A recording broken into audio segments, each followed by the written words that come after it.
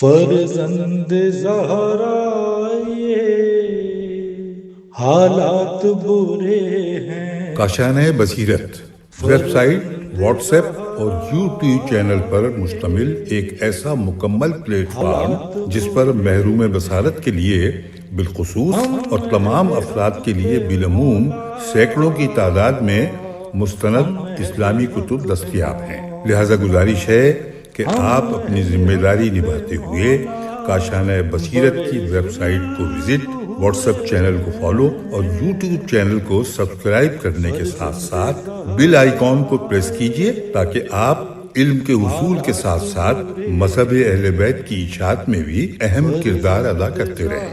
کاشانۂ بصیرت۔ حالات برے ہیں۔ بسم اللہ الرحمن الرحیم۔ السلام علیکم، میں رائحہ قاسمی آپ سب سے مخاطب ہوں اور ہم میزان الحکمت کی جلد نمبر 8 کاشانۂ بصیرت کے پلیٹ فارم سے آپ سب کے لیے ریکارڈ کر رہے ہیں۔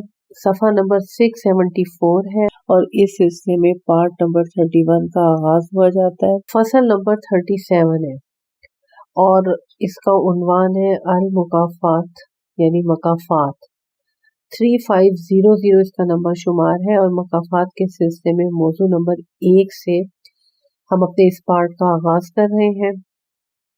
عربی میں جو ہیڈنگ ہے وہ ہے مکافات الاحسان بالاحسان، احسان کا بدلہ احسان۔ سورہ نساء کی آیت نمبر 86 سے اس کا آغاز ہو رہا ہے۔ آیت ترجمہ پڑھنے کا شرف حاصل کرتے ہیں۔ اور جب تمہیں کسی طرح کوئی شخص سلام کرے تو تم بھی اس کے جواب میں اس سے بہتر طریقے سے سلام کرو یا وہی الفاظ جواب میں کہہ دو۔ اس کے بعد دوسری آیت ہے سورہ رحمان کی آیت نمبر 60، هل جزاء الاحسان الا الاحسان، بھلا نیکی کا بدلہ نیکی کے سوا اور بھی کچھ ہے۔ اب آئیں اس سلسلے میں حدیث شریف کا مطالعہ کرتے ہیں۔ 17447 پر حدیث کا ترجمہ پڑھتے ہیں۔ حقوق کو بیان کرتے ہوئے فرمایا، حق سبحانہ و تعالیٰ نے ان حقوق انسانی کو بھی جنہیں ایک دوسرے کے لیے دوسرے پر قرار دیا ہے اپنے ہی حقوق میں سے قرار دیا ہے اور انہیں اس طرح ٹھہرایا ہے کہ وہ ایک دوسرے کے مقابلے میں برابر اتریں۔ ان میں سے بعض حقوق دوسروں کا باعث ہوتے ہیں اور اس وقت تک واجب نہیں ہوتے جب تک ان کے مقابلے میں حقوق ثابت نہ ہو جائیں۔ حضرت علی علیہ السلام نہج البلاغہ ہے اور خطبہ نمبر 216 ہے۔ 17448 پر حرر الحکم کی چھوٹی سی حدیث ہے، کسی کا حق ادا کرنا غلامی کا طوق گلے سے اتار پھینکنا ہے۔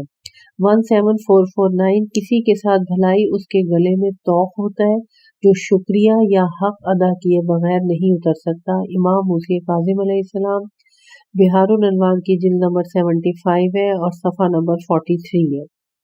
17450 پہ حدیث کا ترجمہ، جس شخص کے ساتھ کوئی بھلائی کی جائے اگر اس کے بس میں ہو تو اسے چاہیے کہ ویسی ہی بھلائی کرے اور اگر بس میں نہیں ہے تو اس کی ستائش ضرور کرے کیونکہ اس طرح اس نیکی کا شکریہ ادا کر دے گا، لیکن اگر اسے چھپا دے گا تو وہ اس کی ناشکری کرے گا اور منکر سمجھا جائے گا۔ حضرت رسول اکرم صلی اللہ علیہ وآلہ وسلم کنز العمال کی حدیث نمبر 16567 17451 پہ حدیث، جو شخص تمہارے ساتھ نیکی کرے تم بھی اس کے ساتھ ویسا ہی سلوک کرو، اگر اس جیسا سلوک نہیں کر سکتے تو اس کے لیے خدا کی ذات سے اس قدر دعا مانگو کہ تمہیں یقین ہو جائے کہ اس کا بدلہ چکا دیا گیا ہے۔ حضرت رسول اکرم صلی اللہ علیہ وآلہ وسلم بہار الانوار کی جلد نمبر 75 صفحہ نمبر 43۔ 17452 پر حدیث کا ترجمہ، جو شخص تمہارے ساتھ احسان کرے تم بھی اس احسان کا بدلہ چکانے کے لیے اپنا ہاتھ لمبا کرو، اگر ایسا نہیں کر سکتے تو کم از کم اس کا شکریہ ضرور ادا کرو۔ حضرت علی علیہ السلام حرر الحکم۔ 17453 پر جس شخص نے تمہاری نیکی کے بدلے میں تمہارا شکریہ ادا کیا تو سمجھ لو کہ اس نے تمہیں اس سے زیادہ دے دیا جو اس نے تم سے لیا تھا۔ حضرت علی علیہ السلام غرر الحکم۔ 17454 پہ حدیث کا ترجمہ، اللہ تعالیٰ کے اس قول حل جزاء الاحسان الا احسان، بھلا نیکی کا بدلہ نیکی کے سوا اور بھی کچھ ہے۔ سورہ رحمان کی آیت نمبر 60 کے بارے میں فرمایا کہ یہ حکم مومن و کافر، نیک و بد، غرض ہر ایک کے لیے یکساں ہے، لہٰذا جس کے ساتھ کوئی نیکی کی جائے اس کا فرض ہے کہ وہ اسے اس کا بدلہ دے۔ بدلہ یہ نہیں ہے کہ جو نیکی تمہارے ساتھ کی گئی ہے تم بھی اسی طرح کی نیکی اس کے ساتھ کرو، بلکہ اس سے بڑھ کر کرو۔ اگر تم بھی اسی ہی کی طرح نیکی کرو گے تو پھر فضیلت پہل کرنے والے کے حصے میں چلی جائے گی۔ امام موسی کاظم علیہ السلام بحار الانوار کی جلد نمبر 78 ہے اور صفحہ نمبر 311 ہے۔ امام جعفر صادق علیہ السلام بحار الانوار کی جلد نمبر 78 ہے، صفحہ نمبر 43 ہے اور مجموع البیان ہے۔ 17455 پر حدیث کا ترجمہ پڑھتے ہیں۔ جب تم پر سلام کیا جائے تو اس سے اچھے طریقے سے جواب دو، اور جب تم پر کوئی احسان کرے تو اس سے بڑھ کر احسان کا بدلہ دو، اگرچہ اس صورت میں بھی فضیلت پہل کرنے والے کے لیے ہوگی۔ حضرت علی علیہ السلام، نہج البلاغہ، خطبہ نمبر 62۔ 17456 پر حدیث کا ترجمہ، جو کوئی ویسی ہی نیکی کرے گا جس طرح اس کے ساتھ نیکی کی گئی ہے تو وہ اس نیکی کا بدلہ دے دے گا، اور جو اس سے دگنی نیکی کرے گا وہ اس کی سپاس گزاری کرے گا۔ امام محمد باقر علیہ السلام بحار الانوار جلد نمبر 75 ہے اور صفحہ نمبر 42 ہے۔ قول مؤلف ملاحظہ ہو، باب شکر، جو مخلوق کا شکریہ ادا نہیں کرتا خالق کا شکر بھی ادا نہیں کرتا۔ اگلے موضوع کی طرف پڑھتے ہیں۔ 3501 پہ اس سلسلے کا موضوع نمبر 2 ہے مکافات اساءۃ بالاساءۃ، برائی کا بدلہ برائی کے ساتھ۔ اس سلسلے میں قرآن مجید کی سورہ بقرہ کی آیت نمبر 194 کا ترجمہ۔ پس جو شخص تم پر زیادتی کرے تو جیسی زیادتی اس نے تم پر کی ہے ویسی ہی زیادتی تم بھی اس پر کرو، اور اگر مخالفین کے ساتھ سختی کرو تو بھی ویسی ہی سختی کرو جیسی سختی ان لوگوں نے تم پر کی تھی۔ اگلی آیت کا ترجمہ پڑھتے ہیں۔ سورہ نحل کی آیت نمبر 162 ہے، بلکہ یہ والی جو ہم نے آیت پڑھی ہے سورہ بقرہ کی آیت نمبر 194، اس کا ترجمہ یہیں تک ہے کہ پس جو شخص تم پر زیادتی کرے تو جیسی زیادتی اس نے تم پر کی ہو ویسی ہی زیادتی تم بھی اس پر کرو۔ اگلی آیت جو ہے وہ سورہ نحل کی آیت نمبر 126 ہے، اس کا ترجمہ یہ ہے کہ اگر مخالفین کے ساتھ سختی کرو بھی تو ویسی ہی سختی کرو جیسی سختی ان لوگوں نے تم پر کی تھی، اور اگر تم صبر کرو گے تو یہ بات صبر کرنے والوں کے واسطے بہتر ہے۔ اگلی آیت پڑھتے ہیں۔ سورہ حج کی آیت نمبر 60 کا ترجمہ ہے کہ یہی ٹھیک ہے، اور جو شخص اپنے دشمن کو اتنا ہی ستائے جتنا یہ اس کے ہاتھوں ستایا گیا تھا، اس کے بعد پھر دوبارہ دشمن کی طرف سے اس پر زیادتی کی جائے تو خدا اس مظلوم کی ضرور مدد کرے گا، خدا بڑا معاف کرنے والا بخشنے والا ہے۔ اگلی آیت سورہ شورى کی آیت نمبر 227 ہے۔ مگر ہاں جن لوگوں نے ایمان قبول کیا، اچھے کام کیے، کثرت سے خدا کا ذکر کیا کرتے ہیں، اور جب ان پر ظلم کیا جا چکا اس کے بعد انہوں نے بدلہ لیا۔ اس کے بعد اگلی جو سورہ ہے وہ سورہ شورى کی آیت نمبر 39 تا 43 ہے۔ اس کا ترجمہ پڑھنے کا شرف حاصل کرتے ہیں۔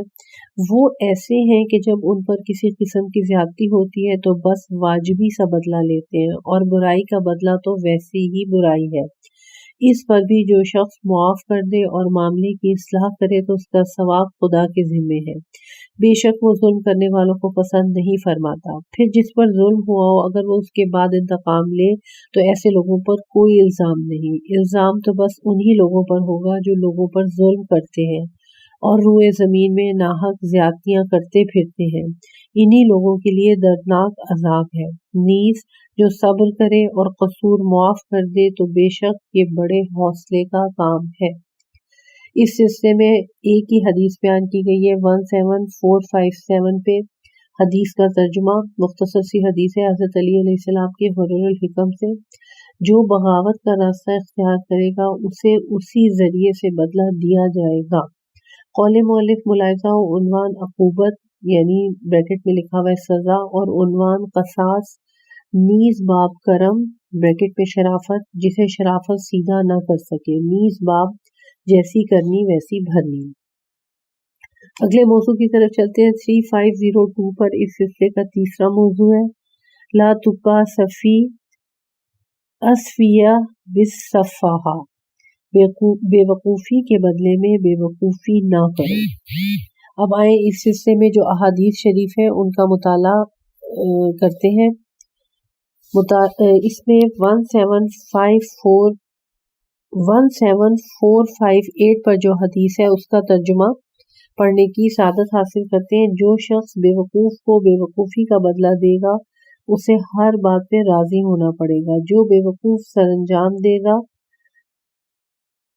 حضرت امام جعفر صادق علیہ السلام بہار الانوار کی یہ جلد نمبر 75 ہے اور صفحہ نمبر 299 ہے۔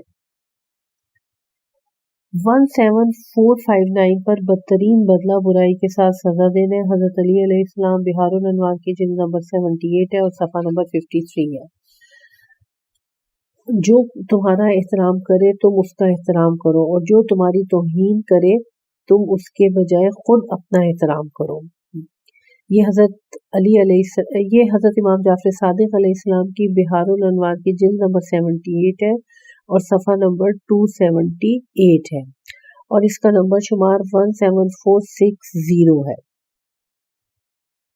قول مؤلف ملاحظہ ہو، باب بے وقوفی، بے وقوف کا مقابلہ، اور باب بے وقوف کے مقابلے میں بردباری اختیار کرو، نیز باب درگزر، عفو درگزر کرنے کے ذریعے اصلاح کرنا۔ 3503 پر اس سلسلے کا موضوع نمبر 4 ہے اور وہ یہ ہے کہ لا اسودتا مال انتقام، انتقام اور سرداری برابری نہیں۔ جی یہ عربی میں اس کو دوبارہ پڑھتی ہوں، لا سودتا مال انتقام، یعنی انتقام اور سرداری برابر نہیں۔ اس سلسلے میں جو احادیث شریف اب میں پڑھنے کی سعادت حاصل کر رہی ہوں وہ مولا علی علیہ السلام کی غرور الحکم سے لی گئی ہے، لہٰذا جو حدیث ابھی میں پڑھ رہی ہوں وہ سب کی سب غرور الحکم کی ہے۔ 17461 پہ انتقام سرداری کے برابر نہیں ہوتا۔ 17462 پر انتقام میں جلدی کرنا بہت بڑا گناہ ہے۔ 17463 پر جو اچھی طرح معاف کرنا نہیں جانتا وہ بری طرح انتقام لینا ضرور جانتا ہے۔ 17464 پہ برے طریقے سے سزا دینا کمینہ پن کی دلیل ہوتی ہے۔ 17465 پہ صاحبان اقتدار کا بدترین کارنامہ انتقام لینا ہوتا ہے۔ 17466 پر غصے کے وقت بردباری سے کام لینا انتقام کی طاقت سے کہیں بہتر ہے۔ 17467 پہ جو کسی قصوروار سے انتقام لیتا ہے وہ دنیا میں اپنی فضیلت ضائع کر دیتا ہے اور آخرت کے ثواب سے بھی محروم رہتا ہے۔ یہ تمام احادیث جو اب تک میں نے پڑھی حضرت علی علیہ السلام کے غرور الحکم سے لی گئی تھی۔ 17468 پر اپنے کسی مومن بھائی کی سزا کے در پہ نہ ہو، خواہ وہ تمہارے منہ میں مٹی بھی ڈال دے۔ حضرت علی علیہ السلام بہار الانوار کی جلد نمبر 77 ہے اور صفحہ نمبر 209 ہے۔ اگلی حدیث امام جعفر صادق علیہ السلام کی ہے 17469 پہ، تورات میں ہے جب تم پر کسی قسم کا ظلم کیا جائے تو میری طرف سے اس کا بدلہ لینے کو پسند کر لو، کیونکہ تمہارے لیے میری طرف سے بدلہ لیا جانا تمہاری اپنی طرف سے بدلہ لیے جانے سے کہیں بہتر ہے۔ حضرت امام جعفر صادق علیہ السلام کافی کی جلد نمبر 2 ہے اور صفحہ نمبر 304 ہے۔ 3504 پر اس سلسلے کا 5واں موضوع ہے اور وہ ہے مکافات الاحسان بالاساءۃ، نیکی کا برائی سے بدلہ۔ اس سلسلے میں جو احادیث یہاں پر 3 بیان کی گئی ہیں وہ مولا علی علیہ السلام کے غرور الحکم سے لی گئی ہیں۔ آئے ان کا ترجمہ پڑھتے ہیں۔ 17470 پہ نیکی کا بدلہ برائی سے دینا کمینوں کی عادت ہے۔ 17471 پہ بدترین انسان ہے وہ جو اچھائی کا بدلہ برائی سے دے۔ 17472 پر جو شخص اچھائی کا بدلہ برائی سے دیتا ہے اس کی مردانگی و مروت ختم ہو جاتی ہے۔ قول مؤلف ملاحظہ ہو، باب شکر نمبر 2 پہ ہے مومن کفارہ ادا کرتا ہے، اور باب خدا لعنت کرے نیکی کی راہیں بند کرنے والوں پر۔ 3505 پر اس سلسلے کا چھٹا موضوع ہے اور وہ ہے مکافات الاساءۃ بالاحسان، برائی کا نیکی سے بدلہ۔ برائی کا نیکی سے بدلہ کے سلسلے میں جو احادیث یہاں پر پیش کی جا رہی ہیں، آئیں ان کا ترجمہ پڑھتے ہیں۔ 17473 پر حدیث ہے۔ اس حدیث کا آغاز دعائے مکارم اخلاق سے اقتباس۔ خدایا محمد و آل محمد صلی اللہ علیہ وآلہ وسلم پہ رحمت نازل فرما، مجھے توفیق عطا فرما اس شخص کا خیر خواہی کے ساتھ سامنا کروں جو مجھ سے دھوکہ کرتا ہے، اس کو نیکی کی جزا دوں جو مجھ سے قطع تعلق کرتا ہے، اس کو بخشش دوں جو مجھے محروم کرتا ہے، اس کے ساتھ صلہ رحمی کروں جو مجھ سے قطع رحمی کرتا ہے، اور اس کا ذکر اچھے الفاظ سے کروں جو میری غیبت کرتا ہے۔ امام زین العابدین علیہ السلام، صحیفہ کاملہ ہے اور دعا نمبر 20 ہے۔ آپ کو بتاتے چلیں کہ یہ برائی کا نیکی سے بدلہ کے سلسلے میں جو حدیث ہے 17473 پر، اس میں یہ دعائے مکارم اخلاق سے اقتباس تھا۔ 17474 پہ برائی کا بدلہ نیکی سے دینا کمال ایمان کی نشانی ہے۔ حضرت علی علیہ السلام غرور الحکم۔ اگلی حدیث بھی مولا علی علیہ السلام کے غرور الحکم سے لی گئی ہے۔ 17475 پہ اس شخص کا شمار شرفا میں نہیں ہوتا جو برائی کا بدلہ اچھائی سے نہیں دیتا۔ قول مؤلف ملاحظہ و باب احسان یعنی نیکی، برائی کرنے والے کے ساتھ نیکی کرنا، باب رحم بریکٹ میں رشتہ داری، قطع رحمی کرنے والے کے ساتھ بھی صلہ رحمی کرو، باب خیر اچھائی دنیا و آخرت کے اچھے اخلاق، باب انصاف ہے اور جو تم سے انصاف نہ کرے تم اس سے ضرور انصاف کرو، نیز باب ہدیہ، اس کو بھی ہدیہ دو جو تمہیں ہدیہ نہیں دیتا۔ اب جو موضوع ہے وہ ہے 3506 پہ اس سلسلے کا موضوع نمبر 7، کما تدین تدان، جیسی کرنی ویسی بھرنی۔ 17476 پہ اس سلسلے کی حدیث کا ترجمہ پڑھتے ہیں۔ جو دوسروں کی پردہ دری کرے گا اس کے اپنے گھر کے عیب ظاہر ہو جائیں گے، جو بغاوت کی تلوار کھینچے گا وہ اسی سے مارا جائے گا، اور جو اپنے بھائی کے لیے کنواں کھودے گا خود اسی میں گرے گا، جو احمقوں میں داخل ہوگا وہ بے عزت ہوگا، جو علماء کے ساتھ میل جول رکھے گا باوقار ہوگا، اور جو برائی کے مقامات پہ جائے گا تہمتوں کا شکار ہوگا۔ امام جعفر صادق علیہ السلام، بہار الانوار کی جلد نمبر 78 ہے اور صفحہ نمبر ہے 204۔ 17477 پر حدیث کا ترجمہ، جو اپنے بھائی کے لیے کنواں کھودے گا خود ہی اس میں گرے گا، جو دوسروں کی پردہ دری کرے گا اس کے اپنے عیب ظاہر ہوں گے۔ حضرت علی علیہ السلام، بہار الانوار کی جلد نمبر 77 صفحہ نمبر 236۔ 17478 پر حدیث کا ترجمہ، اپنے والدین کے ساتھ نیکی کرو گے تو تمہاری اولاد تمہارے ساتھ نیکی کرے گی، دوسرے لوگوں کی عورتوں کی عزت بچاؤ گے تو تمہاری عورتوں کی عزت محفوظ ہوگی۔ امام جعفر صادق علیہ السلام، بہار الانوار کی جلد نمبر 78 ہے، صفحہ نمبر 242 ہے، جلد نمبر 79 ہے اور صفحہ نمبر 18 ہے۔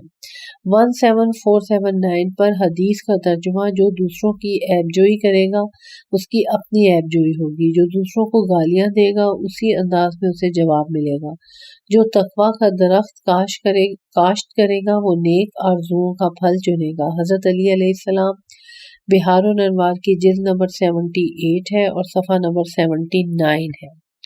17480 پر حدیث کا ترجمہ، انجیل مقدس میں ہے، خود خطا کار ہو کر دوسروں کی خطاؤں پر سزا نہ دو ورنہ تمہیں عذاب کے ساتھ سزا دی جائے گی، ظلم پر مبنی فیصلے نہ کرو ورنہ تمہارے لیے عذاب پر مبنی فیصلے کیے جائیں گے، جس ترازو کے ساتھ تولو گے اسی ترازو کے ساتھ تمہارے لیے تولا جائے گا، اور جس قسم کا فیصلہ تم کرو گے اسی قسم کا فیصلہ تمہارے لیے کیا جائے گا۔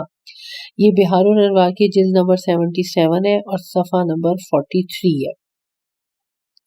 17481 پر اس سلسلے کی اس موضوع کی آخری حدیث، جیسا کرو گے ویسا بھرو گے، حضرت علی علیہ السلام، غرور الحکم۔ صفحہ نمبر 686 پہ فصل نمبر 38 کا آغاز ہو رہا ہے اور اس کا موضوع ہے تکلیف. عربی میں لکھا ہوا ہے التکلیف اور پھر ہے تکلیف، اور پھر نمبر شمار ہے 3507 اور تکلیف کے سلسلے میں موضوع نمبر 1، اور پھر عربی میں موٹی سی ہیڈنگ لی ہوئی ہے التکلیف اور تکلیف اردو میں لکھا ہوا ہے. اب آئیں اس میں حدیث کا مطالعہ کرتے ہیں کہ تکلیف کے سلسلے میں کیا حدیث بیان کی گئی ہے. 17482 پہ تمہیں معلوم ہونا چاہیے کہ جو فرائض تم پر عائد کیے گئے ہیں وہ کم ہے جبکہ ان کا ثواب زیادہ ہے. خدا نے ظلم و سرکشی سے جو روکا ہے اس پر سزا کا خوف نہ بھی ہو جب بھی اسے بچنے کا ثواب ایسا ہے کہ اس کی طلب سے بے نیاز ہونے میں کوئی عذر نہیں کیا جا سکتا. حضرت علی علیہ السلام نہج البلاغہ خطبہ مکتوب نمبر 51. 17483 پر حدیث کا ترجمہ. خدا وند عالم نے تو بندوں کو خود مختار بنا کر معمور کیا ہے اور عذاب سے ڈراتے ہوئے نہیں کی ہے. اس نے سہل و آسان تکلیف دی ہے اور دشواریوں سے بچا کے رکھا ہے. تھوڑے کیے پر زیادہ اجر دیتا ہے. اس کی نافرمانی اس لیے نہیں ہوتی کہ وہ دب گیا، نہ ہی اس کی اطاعت اس لیے کی جاتی ہے کہ اس نے مجبور کر رکھا ہے. اس نے پیغمبروں کو بطور تفریح نہیں بھیجا، بندوں کے لیے کتابیں بے فائدہ نہیں اتاری، نہ آسمان و زمین اور جو کچھ ان دونوں کے درمیان ہے ان سب کو بیکار پیدا کیا. یہ تو ان لوگوں کا خیال ہے جنہوں نے کفر اختیار کیا، بس افسوس ہے ان پر جنہوں نے کفر اختیار کیا آتش جہنم کے عذاب سے.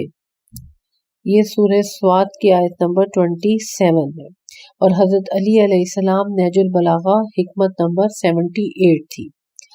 اگلی حدیث پہ چلتے ہیں. 17484 پہ حدیث ہے یاد رکھو کہ وہ تم سے کسی ایسی چیز پہ رضامند نہیں ہوگا جس پر تمہارے اگلوں سے ناراض ہو چکا ہو، نہ کسی ایسی چیز پر غضبناک ہوگا جس پر پہلے لوگوں سے خوش رہ چکا ہو. تمہیں تو بس یہی چاہیے کہ تم واضح نشانوں پر چلتے رہو اور تم سے پہلے لوگوں نے جو کہا ہے اسے دہراتے رہو. حضرت علی علیہ السلام نہج البلاغہ خطبہ نمبر 183. قول مؤلف ملاحظہ ہو بحار الانوار جلد 5 صفحہ نمبر 318 باب 16 عمومی تکلیف. تکلیف کے فلسفے کے بارے میں طبع طبائی کا نظریہ. تکلیف کے فلسفے کے بارے میں علامہ سید محمد حسین طباطبائی قدس سرا فرماتے ہیں نبوت کی بحث کے سلسلے میں گزر چکا ہے کہ اس کائنات میں موجود ہر ایک نوع کے لیے کمال کا ایک ہدف مقرر ہے جس کی طرف وہ اپنی تخلیق کے روز اول ہی سے رواں دواں ہوتی ہے، اپنی حرکت وجودی کے ساتھ اس کی تلاش شروع کر دیتی ہے. اسی لیے اس کی تمام حرکتیں اس طرح منظم ہیں کہ جو اس کمال کے ساتھ مناسبت رکھتی ہیں. جب تک وہ اپنی منزل مقصود تک نہ پہنچ جائیں چین حاصل نہیں کر پاتی.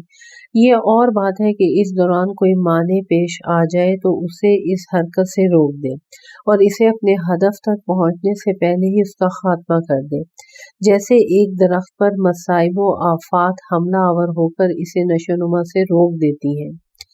ساتھ ہی یہ بھی بتایا جا چکا ہے کہ منزل مقصود تک نہ پہنچنے کا تعلق محض مخصوص افراد کے ساتھ ہوتا ہے نہ کہ تمام نو کے ساتھ. نو مطلب جیسے بنی نو، نون واو عین، تمام نو کے ساتھ جو بطور نو اس سے محفوظ ہے. ان موجودات میں سے ایک موجود انسان بھی ہے جس کی اپنی غایت وجودی ہے. وہ اس وقت تک نہیں پہنچ سکتا جب تک وہ اجتماعی اور معاشرتی زندگی کے ساتھ وابستہ نہ ہو. اس بات کی دلیل یہ ہے کہ انسان کی ساخت و پرداخت ہی کچھ اس طرح کی گئی ہے کہ وہ اپنے ہم نوع افراد سے بے نیاز نہیں ہو سکتا. جیسے اس کا نر یا مادہ ہوتا ہے، اس کے اندر جذبات و احساسات و مہر و محبت کا پایا جانا، مختلف قسم کی ضروریات و احتیاجات کا حامل ہونا وغیرہ.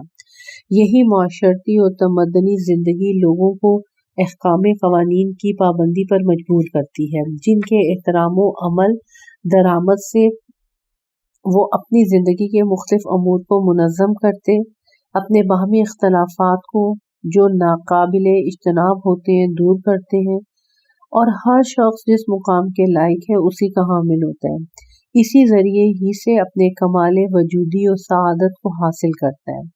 یہ احکام اور قابل عمل قوانین در حقیقت انسان کی اپنی ضروریات ہی کی بدولت معرض وجود میں آتے ہیں، کیونکہ اس کی جسمانی اور روحانی ساخت و پرداخت ہی اس قسم کی ہے کہ ان احکام و قوانین کا اجرا اس کے لیے ضروری ہو جاتا ہے۔ اسی طرح اس کی ان وجودی تخلیقی خصوصیات کا تعلق ان اسباب و علل کے ساتھ ہے جو کائنات کے عمومی نظام میں کار فرمائے۔ خدا کے دین کے فطری ہونے کا یہی سبب ہے، کیونکہ خدا کا دین بھی تو ان احکام و قوانین کے مجموعے سے عبارت ہے جن کی طرف انسان کا وجود خود انسان کو رہنمائی کرتا ہے۔ بالفاظ دیگر خدا کے دین کے فطری ہونے کا مطلب یہ ہے کہ یہ دین ایسے امور کا مجموعہ ہے کہ عالم کون و مکان کا وجود خود ان امور کے وجود کا متقاضی ہوتا ہے۔ یعنی اگر یہ امور عمل میں آ جائیں تو انسانی معاشرہ اور انسانی افراد کی اصلاح ہو جائے اور فرد و معاشرہ اپنے کمال کی آخری حد تک پہنچ جائیں، جبکہ اس کے برعکس اگر یہ امور ناقابل اعتنا سمجھ کر نظر انداز کر دیے جائیں تو عالم بشریت تباہی کے کنارے پر پہنچ جائے اور کائنات کے عمومی نظام سے ٹکرا جائے، جس سے عالم بشریت تباہ و برباد ہو جائے۔ مذکورہ احکام و قوانین دو طرح کے ہوتے ہیں، ایک وہ جن کا تعلق اجتماعی و معاشرتی امور سے ہوتا ہے، جن کے ذریعے معاشرے کی اصلاح ہوتی ہے اور اسے منظم کیا جاتا ہے، دوسرے وہ جن کا تعلق عبادات سے ہوتا ہے، جن کے ذریعے فرزند آدم اپنی معرفت کے درجہ کمال تک پہنچتا ہے، وہ صالح معاشرے کا صالح فرد بن کر ابھرتا ہے۔ احکام و قوانین عبادات کے لیے ضروری ہے کہ وہ نبوت اور آسمانی وحی کے ذریعے بنی نوع انسان کو ملے اور انسان صرف انہی قوانین کی پابندی کرے، نہ کہ کسی قسم کے دوسرے قوانین کی۔ اس بات کی روشنی میں یہ بات واضح ہو جاتی ہے کہ خدائی تکالیف ایسے امور ہوتے ہیں جو بنی نوع انسان کے ساتھ لازم و ملزوم کا درجہ رکھتے ہیں، یعنی جب تک انسان اس دنیا میں زندہ موجود ہے اس وقت تک انہیں اپنائے بغیر چارہ نہیں، خواہ انسان فی نفس ناقص اور اپنے کمال وجودی کی حد تک ابھی نہ پہنچا ہو یا اپنے علم و عمل کے اعتبار سے حد کمال تک رسائی حاصل کر چکا ہو۔ خلاصہ کلام، بشر جب تک بشر ہے اور اس عالم فانی کے اندر موجود ہے، اسے دین کی ہر حالت میں ضرورت ہے، خواہ ابھی تک انسانی تمدن سے آشنا نہ ہو یا تمدن اور پیش رفت کے آخری درجے تک پہنچ چکا ہو۔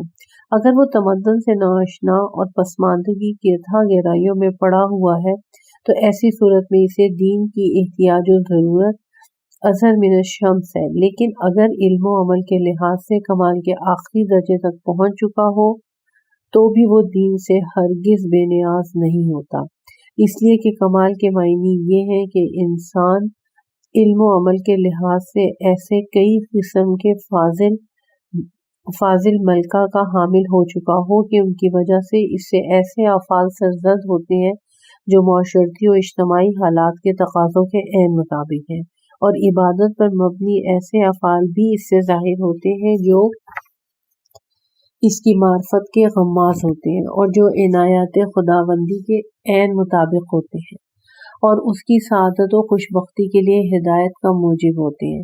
یہ بات بھی اپنی جگہ پر اچھی طرح واضح ہے کہ اگر ہم یہ قرار دیں کہ خدائی قوانین صرف ان لوگوں اور ان معاشروں کے ساتھ مخصوص ہیں جو نامکمل اور پسماندہ ہیں، انسان کامل کے لیے ان قوانین کی پابندی ضروری نہیں ہے، تو گویا ہم خود ہی اس بات کو جائز قرار دے رہے ہوں گے کہ ترقی یافتہ اور متمدن افراد احکام و قوانین کی خلاف ورزی کریں، ناجائز و ناروا قسم کے افعال بجا لائیں جن سے عام معاشرتی نظام درہم برہم ہو جائے، حالانکہ یہ عنایت الہی کے تقاضوں کے بالکل برعکس ہے۔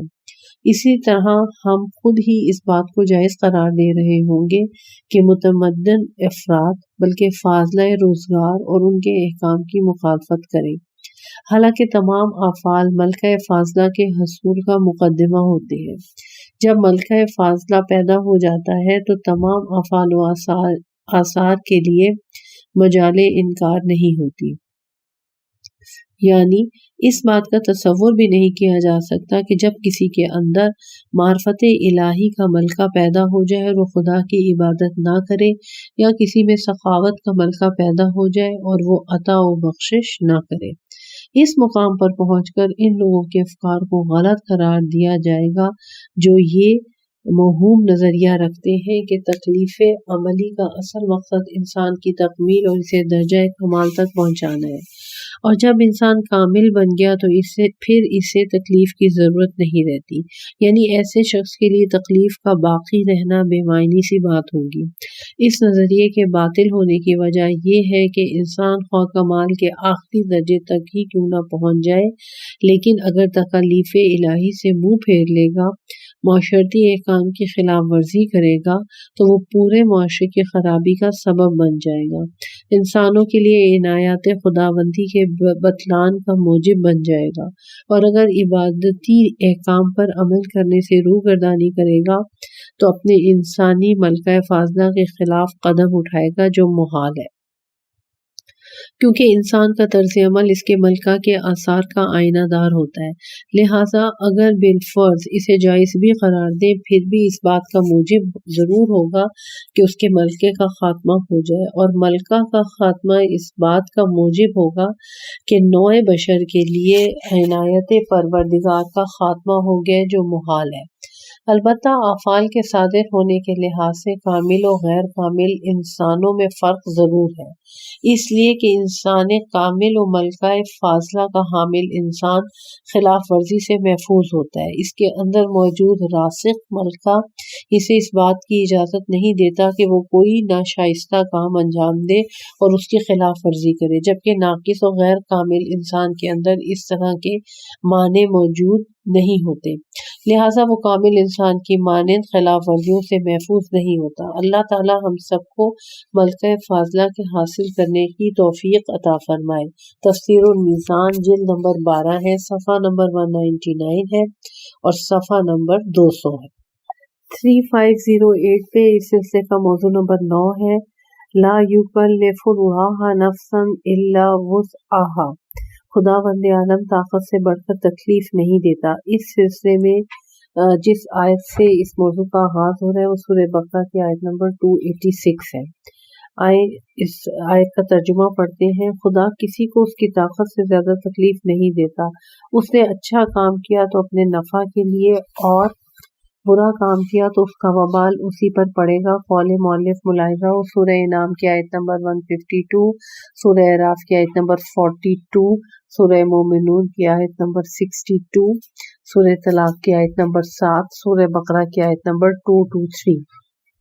جی، دو احادیث شریف ہیں۔ 17485 پہ میری امت سے غلطی، بھول اور زبردستی سے انجام دلائے جانے والے کاموں کی سزا کو اٹھا لیا گیا ہے۔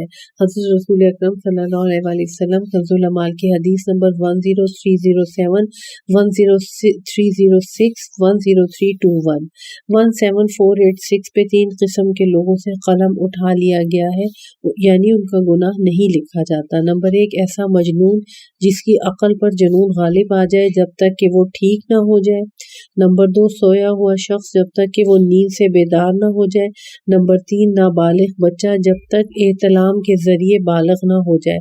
حضرت رسول اکرم صلی اللہ علیہ وسلم کنز العمال کی حدیث نمبر 10309، 10322، 10323۔ اس پارٹ کا بھی ہم یہیں پر اختتام کرتے ہیں۔ ابھی کتاب میزان الحکمت جلد نمبر 8 جاری ہے۔